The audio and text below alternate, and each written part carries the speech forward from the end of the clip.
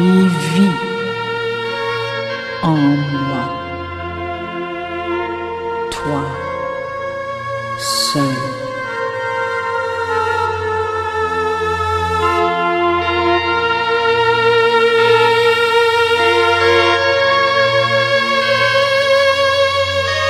It is thou who livest in me, thou alone. श्रीमान श्री अरविंद समस्त भाई मान को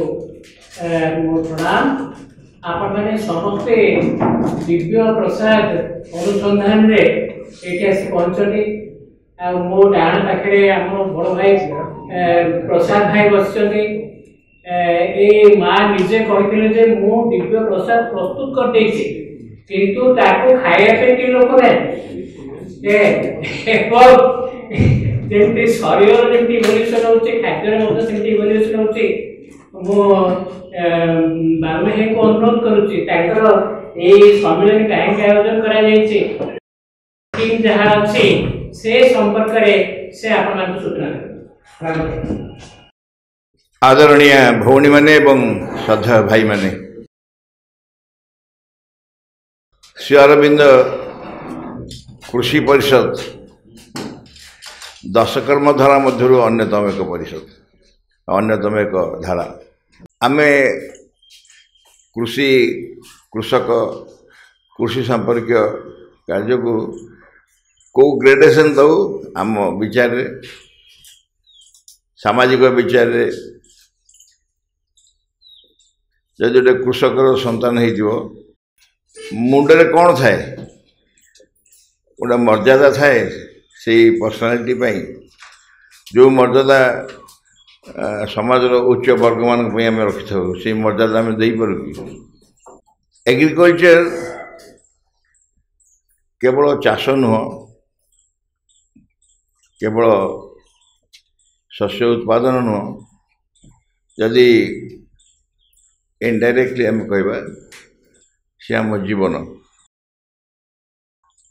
एवं आमे ताकू आमर आलोचना विषय को नहीं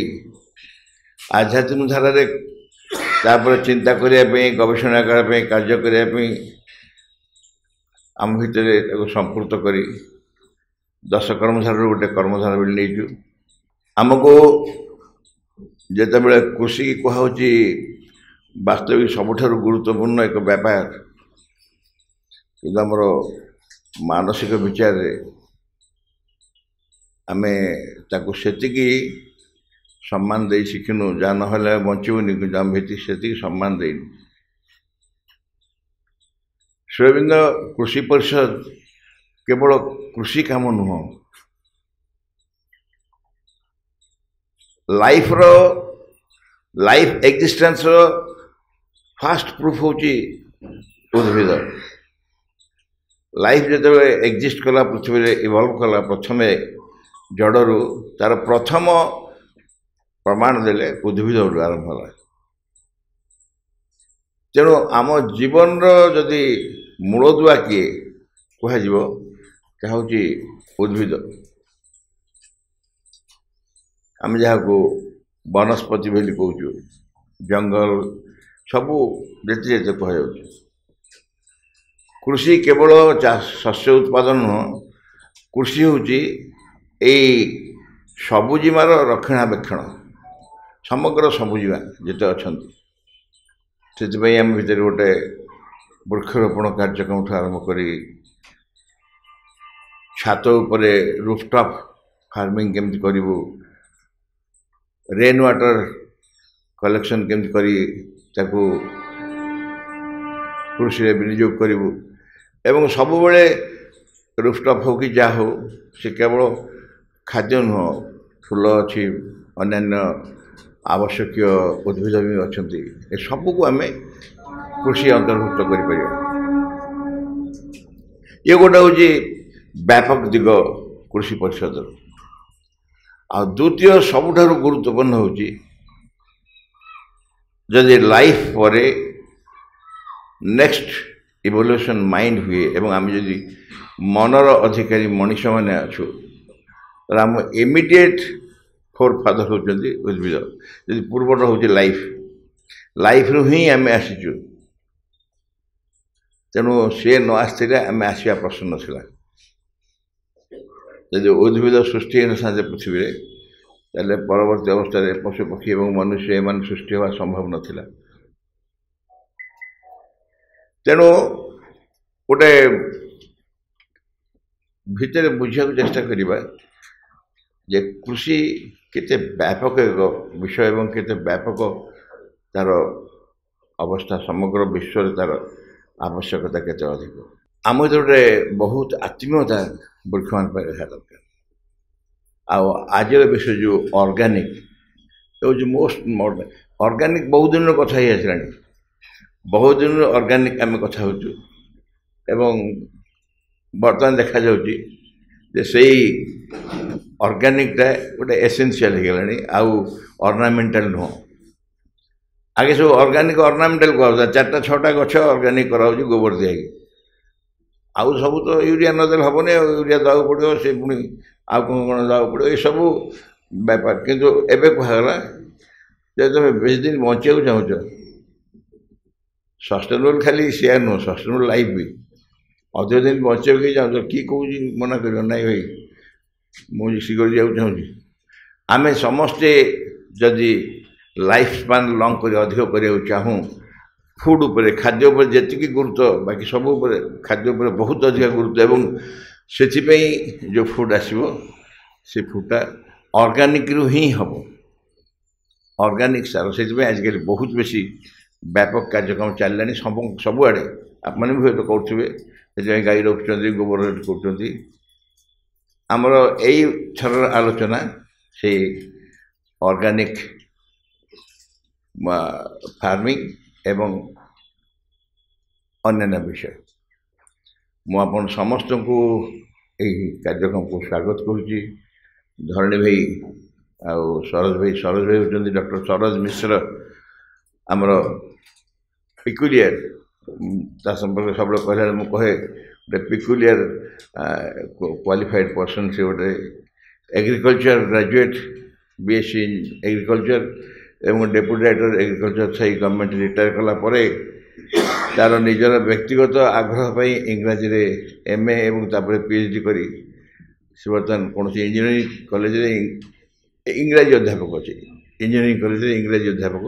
आउ धरणी भाई आप जानते आम विख्यात धरणी भाई कहले आखि गछपत्र देखा जाए आउ गछपत्र प्लस गछपत्र संपर्क ज्ञान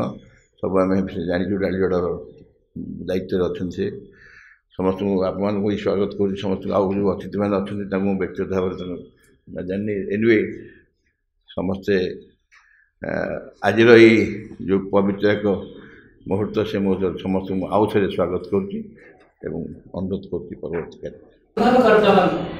गर्दन ऋषि होती प्रथम मन्वंतर से होती प्रजापति और मैंने रश्मि रश्मि रे केमती मैटर है मैटर भीतर केमती से रही छे और तार पुनरुद्धार और ताको पुणी फ्रंट पड़े जो आध्यात्मिक ज्योति तरंग अच्छी सेटा केमती पार्टी हैला और से पार्टी केमती मैटर हैला ये गभीर रहस्यात्मक और गवेषणा विषय जहाँ भीतर एपर्यंत आम प्रवेश करनु मु वर्तमान सरोज भाई को अनुरोध करुच्ची आज जो गोटे आहरी मुख्य विषय रही भविष्य विषय रही एक मनीष पर जो अतिमानवर आविर्भाव हम स्वतंत्र खाद्य खाद्यर गोटे विवर्तन सोपान अच्छे ये संपर्क में सरोज भाई वक्तव्य प्रदान करुणामय माँ परम प्रभु श्री अरविंद पूज्य बाबुली भाई सम्मानास्पद धरणी भाई एवं एटी उपस्थित समस्त भाई और भौणी माने आमर आलोच्य विषय वस्तु हूँ the food for new species चमत्कार इंट्रोडक्शन देइछन्ति बाबुली भाई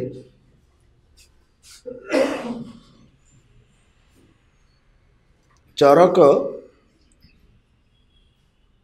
ତାଙ୍କର ଆୟୁର୍ବେଦ ଶାସ୍ତ୍ର ଲେଖି ସାରିଲା ପରେ ଥରେ ଚିନ୍ତା କଲେ ଯେ ମୁଁ ଯେଉଁ ଶାସ୍ତ୍ର ଲେଖିଛି ମଣିଷ ଜାତି ତାର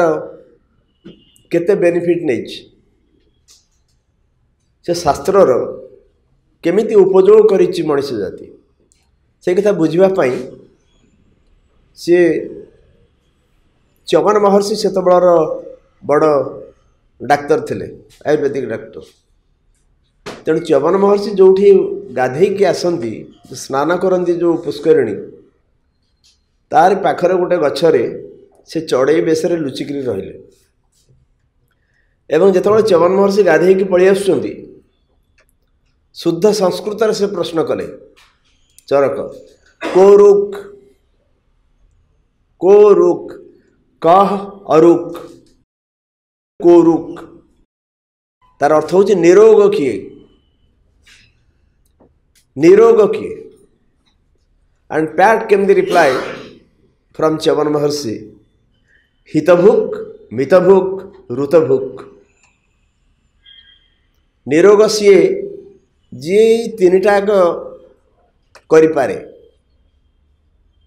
ହିତଭୁକ୍ ମିତଭୁକ୍ ଋତଭୁକ୍। ଭୁକ୍ର ଅର୍ଥ ହେଉଛି ଭକ୍ଷଣକାରୀ, ଯିଏ ଖାଏ, ଯିଏ ହିତକର ଖାଦ୍ୟ ଖାଏ ହିତଭୁକ୍। ମିତଭୁକ୍ ଅପ୍ଟିମମ୍, ମ୍ୟାକ୍ସିମମ୍ ନୁହେଁ କି ମିନିମମ୍ ନୁହେଁ, ଯେତିକି ଦରକାର ସେତିକି ଖାଏ ମିତଭୁକ୍।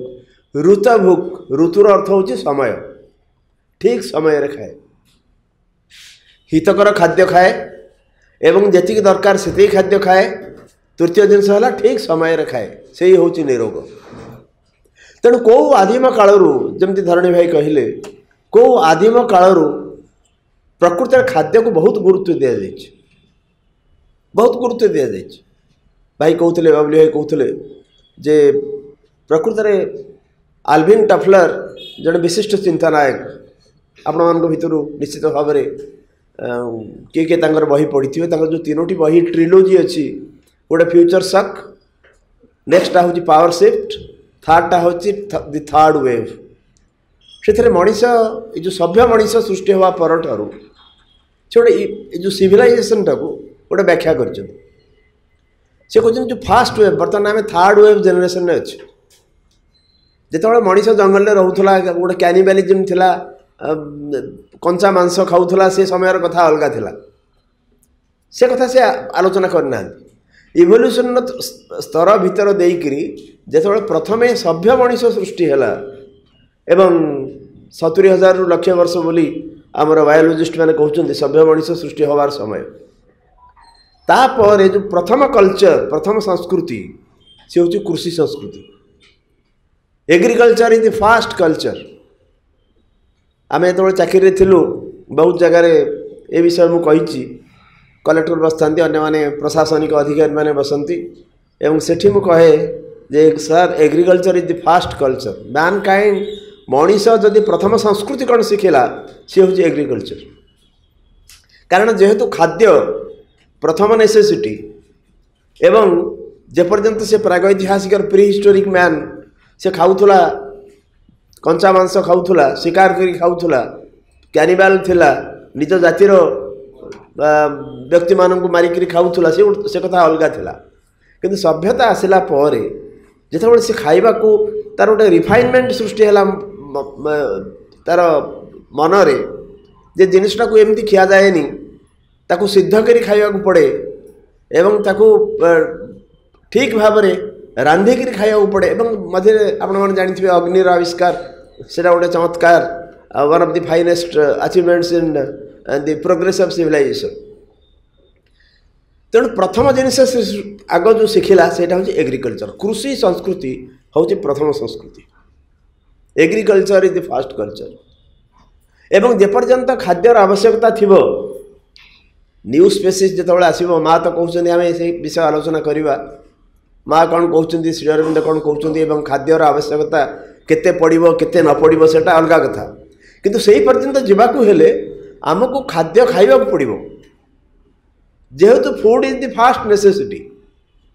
ପ୍ରଥମ ଆବଶ୍ୟକତା ହେଉଛି ଖାଦ୍ୟ। We can't neglect it, we can't ignore it. Bhagavad ଗୀତାର ସେ ଶ୍ଲୋକ ସମସ୍ତେ ଜାଣିଥିବେ। अर्णात् भवन्ति भूतानि पर्जन्यात् अन्न संभव यज्ञात् भवति पर्जन्य यज्ञ कर्म समुद्भव अर्णात् भवन्ति भूतानि अर्णरु सब प्राणी मानकर सृष्टि अर्ण माने खाली भात नुहे अर्ण माने खाद्य खाद्यरु सब प्राणी मानकर सृष्टि अर्णात् भवन्ति भूतानि पर्जन्यात् अन्न संभव ताले अर्ण कोठु आसिला ना पर्जन्य वर्षा वर्षारु आसिला अर्ण यज्ञात् भवति पर्जन्य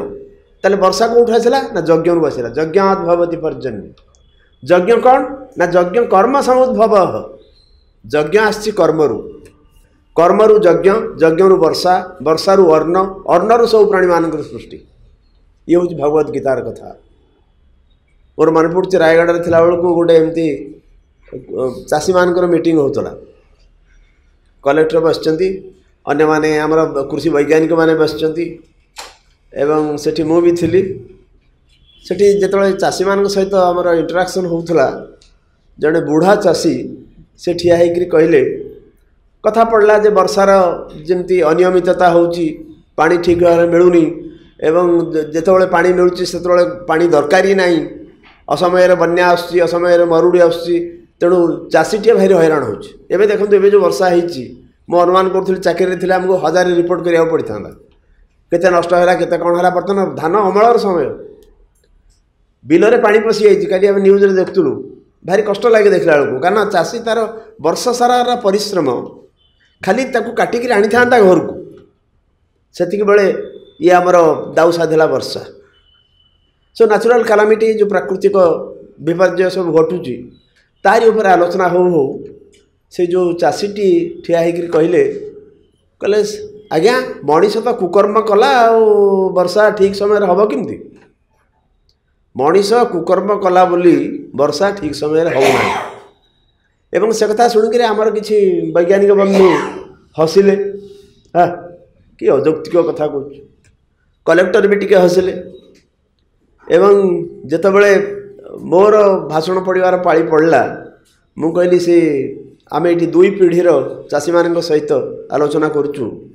एवं से वयस्क चाषी जनक जहाँ कहले मुझे संपूर्ण एकमत तापर गीतार यही श्लोकटी मु आवृत्ति कली कर्मरु यज्ञ यज्ञरु वर्षा वर्षारु अर्ण अर्णरु सब प्राणी मानकर सृष्टि तेणु जो यज्ञ जहाँ को आम कहूँ केवल चंदन काठ घृताहुति एवं अग्नि संयोग सी यज्ञ नुहे जड़े जरी कर्म करुच्ची आपण मैंने पढ़ी सिंथेसिस ऑफ योगर श्री अरविंद चमत्कार व्याख्या कर सैक्रिफाइस सैक्रिफाइस कथा जो आम कहूँ सैक्रिफाइस चित्त भाई ओडिया अनुवाद कर यज्ञ कर्मरु यज्ञ यज्ञरु वर्षा वर्षारु अर्ण तेणु कौटी ना कौटी आमर कर्म उपर निर्भर करुच्ची आमर अर्णर उत्पादन मु कही सारा कलेक्टर आसी कहले गीतार इश्यू अच्छी बोले हाँ सर मुझे सर प्लीज काइंडली रीड दि भगवत गीता बहुत जिन अच्छी ता भर मुझे खाली ये कहली जे आम खाद्यर गुरुत्व को नजरअंदाज करें तैत्रीय उपनिषद चमत्कार अच्छी अर्णो ब्रह्मेति वेदानात् अर्णात् खल्लिवानि इमानि भूतानि जायन्ते अर्णेन जातानि जीवन्ति अर्णं प्रयत्न भी संविशन्ति सति अर्ण होची ब्रह्म अर्णरु सब प्राणी मानकर उत्पत्ति अर्ण भीतर देकर गति अर्ण रे ही समाप्ति तेणु अनेक कथा हमको कहा जाइए अनेक it is I am very glad Dilip सो तेणु अनेक कथा हमको अन्न संपर्क कहा जाइए कारण अन्न को बहुत गुरुत्व दि जाए बहुत गुरुत्व दि जाए अन्न को अतएव जो अन्न कथा आम आलोचना करूँ ये फूड फॉर न्यू स्पेसीज आम से जावा पूर्व जो खाद्य आम उत्पादन करुचे एपर्यंत खाद्य आम कौन कौन सब करुचे केमती सब करुचे एवं से खाद्य कौ कौ भाव में आसची टिके तले धरणी भाई कहते जे जो ग्रीन रिवोल्यूशन आउ कौन कौन कौन कौन मुझे से आवश्यकता थिला 60 दशक जितेबाला लोक संख्या आमर बहुत बढ़िला एवं से ही अनुसार आम खाद्य जोगे पारिलु नाही परवर्ती काल में ये गोटे ग्रीन रिवोल्यूशन कथा उठिला आम केमिकल फर्टिलाइजर व्यवहार कलु पेस्टिसाइड्स इत्यादि सब व्यवहार करागला एवं आमर जेहेतु प्रथम उद्देश्य थिला जे सफिशिएंटली आमे खाद्य उत्पादन करवा एवं ये जो ग्रोइंग पॉपुलेशन मुहरे दबा एवं तार जो जो खराब परिणति कुपरिणति माने आमे देखिले नुआ रिसर्च खाद्य उपर आरंभ होइछि एवं दि ऑर्गेनिक कॉन्सेप्ट यही कॉन्सेप्ट आरंभ हैला जे आमे इनऑर्गेनिक वे रे खाद्य उत्पादन न करी जदि ऑर्गेनिक वे रे करिवो काना दिन थिला जेतबळे इनऑर्गेनिक जिंस किछि व्यवहार हो नथला कि सेतबळे लोक माने बंचुथले खाली बंचु नथले सुस्थ सबळ हेकि बंचिथले एवं से माने समस्त कार्य से माने करूथले किंतु ये जो इनऑर्गेनिक सिस्टम आरंभ हैला तार परे परे पुणी आउ थरे कारण जो गोटे इवोल्यूशन कथा उठुची विवर्तन कथा उठुची से विवर्तन कथा कहला बेले आमे गोटे प्रोग्रेस कथा को ही चिंता करूँ अतएव ऑर्गेनिक जो कॉन्सेप्ट आरंभ हैला डेफिनेटली निश्चित भाव में ये एक नुआ चिंताधारा एवं आमे माने इनऑर्गेनिक खाद्य खाई जहाँ जहाँ सब आम भीतर जहाँ है जाचु किंतु जो खाद्य आमार आसला से ही खाद्य प्रकृत कथा होची माँ एवं श्री अरविंद बेसी गुरुत्व दौरान जो चेतना आम से खाद्य को खाइबू the attitude that is very very important से खाद्य आसू जे खाद्य को कौ एटीट्यूड रे आम खाइबू दैट इज वेरी इंपोर्टेंट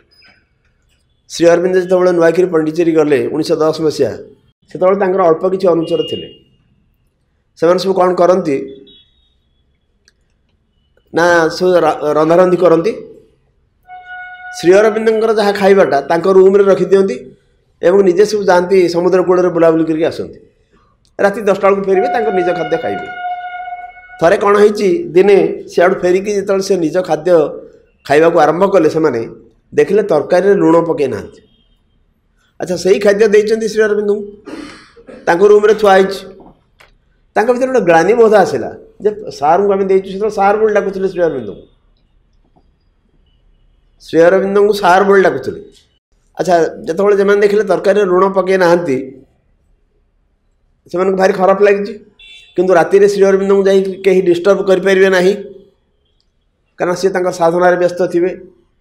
तेणु तापर तो सकाल जगिंट जे श्री अरविंद पचारे अरे कि आश्चर्य कथा तुम तरकारी देच लुण पकईन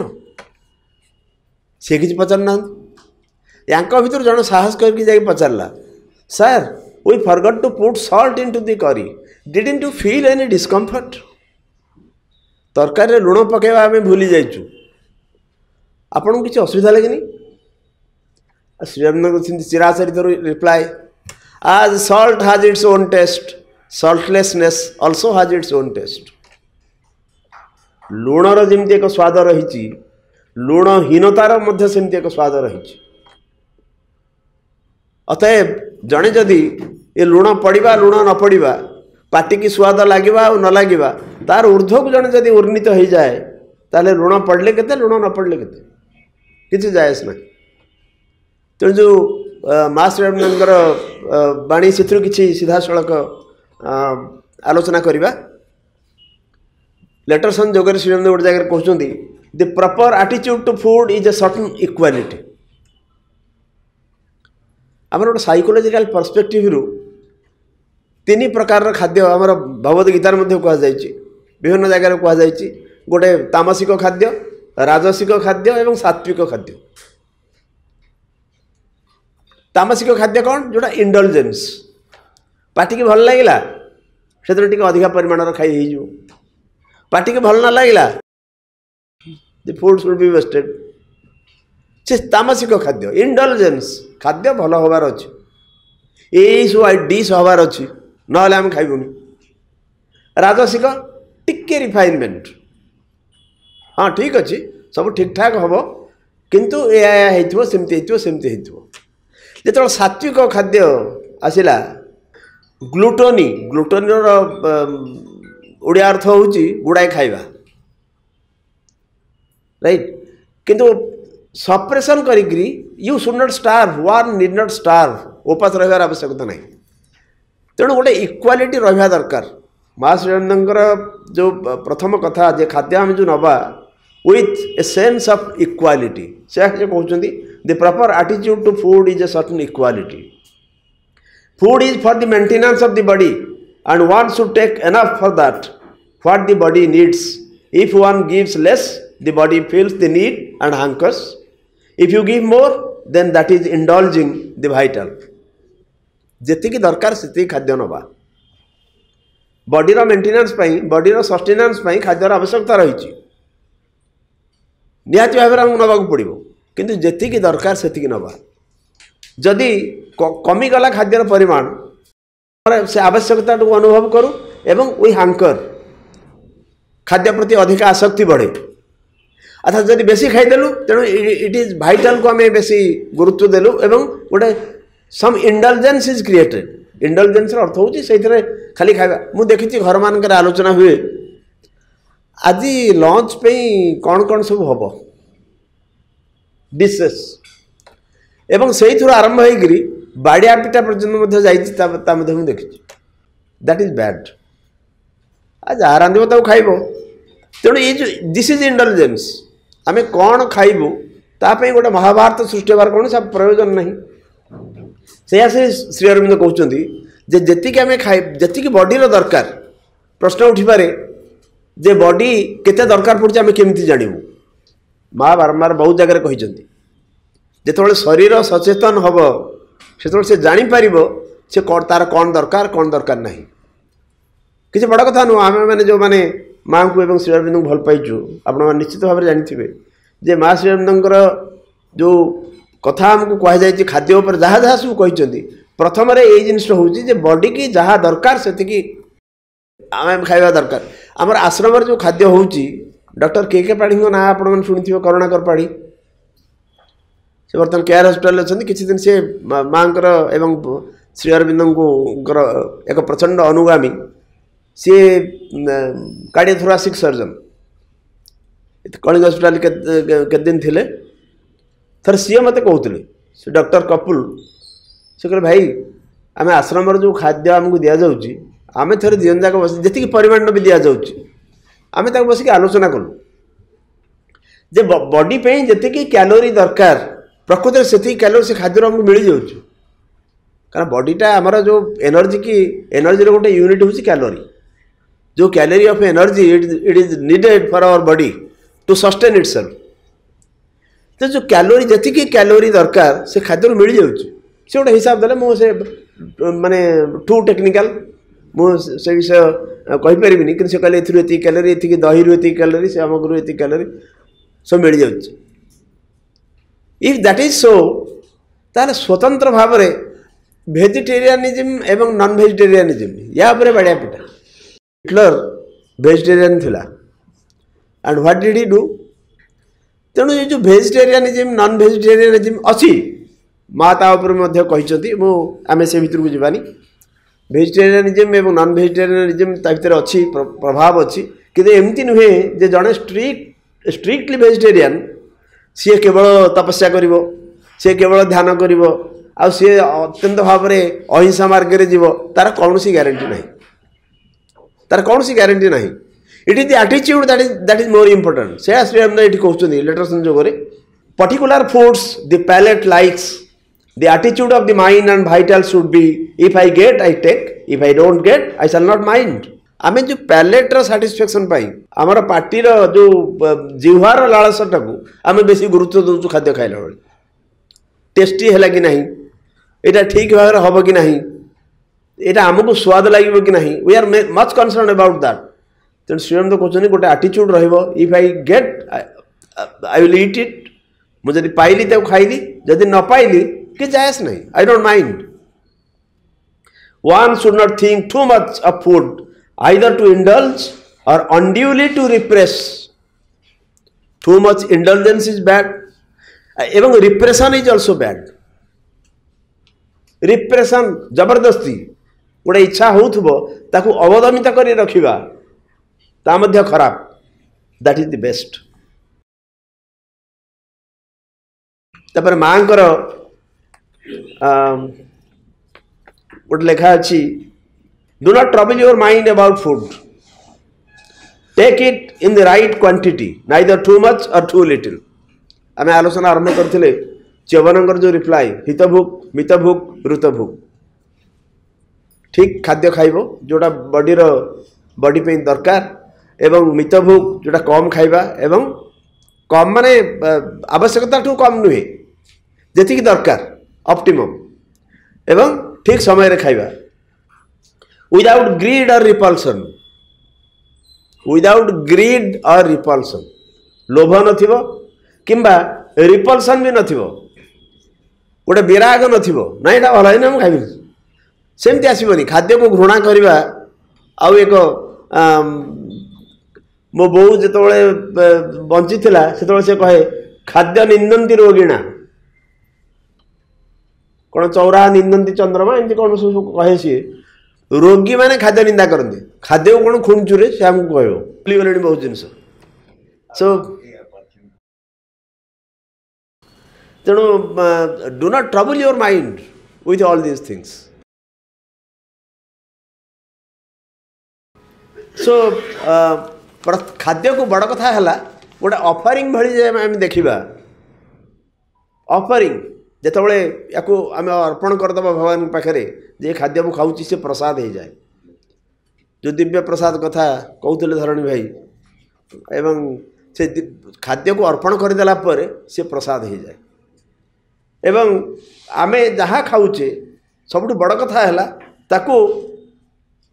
कौ आटिट्यूड रे खाइबा माँ अन्य जगह में कहते physically we depend upon food to live unfortunately दुर्भाग्यजनक भाव में आमको खाद्य उपरे निर्भर करने को पड़ुची किंतु सेटा ठीक कथा नुहे for with food we daily and constantly take in a formidable amount of inconscience of tamas heaviness stupidity कारण खाद्य सहित गुड़े इनर्ट मटेरियल आम भर को जाऊँ गोटे इनकॉन्शियंस गोटे निश्चेतना को आम नौचे खाद्य सहित तेणु अनफॉर्चुनेटली माँ कहते दुर्भाग्यजनक भाव में वर्तमान पे आमको खाद्य उपर निर्भर करने पड़ुची कि जितेबाला जो न्यू स्पेसीस आसो प्रकृत सुप्रामेंटाल एज रे सुप्रामेंटाल बीइंग से कौन खाद्य दरकार कर न कर से सब जिन आम जानी आलोचना कि माँ कहते गोटे जगह from the physical point of view it is obviously better to eat quietly and without hurry, and I am quite sure that most often one can manage to get time for it. Neither one should hurry किंबा group रे बसी खाया को मना करते group रे in the sense एबे हमर आश्रम रे सबठी एकाठी बसी खाउचे जो गपसप that is very indecent really सते जेमती डाइनिंग हॉलटा हमर गपसप करिया पे टू भेंट आर व्यूज सेटा गोटे उपयुक्त स्थान दैट इज नॉट गुड चुपचाप खाई आसवे हरी न हो बहुत समय मोर समय नहीं जल्दी खाई देकी जीवा that is not also good so there are some observations how to take food eat alone eat in silence reject food which is hot spicy pungent Bhagavad गीतार से कहुई reject food which is stale rotten or ill cooked take food that is easy to digest eat a little less eat only when you are hungry and not just because it is lunch time like lunch time hela khai debi se katha nuhe if we are sufficiently hungry then we can take food abandon the notion of favorite food more Etah favourite food ये प्रकार गोटे धारणा परित्याग करने दरकार avoid fasting उपवास रहा भी ठीक नुहे बिल्कुल ठीक नुहे अवॉइड स्नैकिंग स्नैक ना नहीं मुझे सकाଳେ आज जल्दी खाई तो मोर टे स्नैक दरकार से स्नैक रे कौन ना 4 पैकेट बिस्कुट 5टी कदली आउ कौन कौन one should avoid that then when hungry don't eat immediately जदि भोक लगुच तरतर ही खाइबार कौन सी आवश्यकता नहीं समय होती आम खाद्य उपर बहुत कथा कहुपर पुणी थे समस्त को एवं विशेषकर कर्मकर्ता मान अनेक अनेक धन्यवाद नमस्कार एवं वंदे मातरम।